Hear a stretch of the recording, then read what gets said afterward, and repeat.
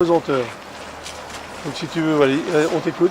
En fait, moi j'ai commencé la photo il y a à peu près 10 ans parce que je m'ennuyais dans le film.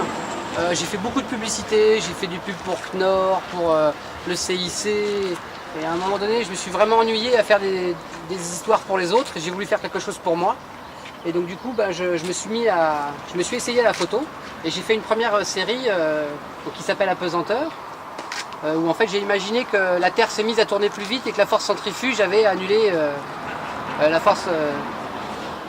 pesanteur. Sauf qu'en fait, j'ai demandé à des scientifiques de calculer à quelle vitesse devait tourner la Terre. Ils m'ont dit non, mais c'est pas possible parce qu'à l'équateur ou au cercle polaire, ce serait pas la même vitesse. Donc, on dit que ça marche quand même. Et en fait, voilà, donc je fabrique mes photos toujours de la même manière. Je pars d'un dessin. Et en fait, ça me donne toute la liste de courses que j'ai à faire, à savoir quelle texture je dois trouver pour le sol, pour les murs, pour les modèles. Voilà. Si vous prenez la première photo, par exemple, donc j'avais fait le croquis et après je suis allé chercher les éléments à droite à gauche. Le sol, en fait, il y a juste 2 carreaux d'un tout petit troquet en Bretagne.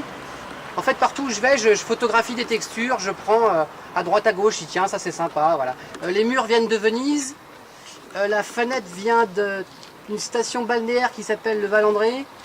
Le plafond vient du mémorial d'Abraham Lincoln. Et la baignoire vient de Castorama.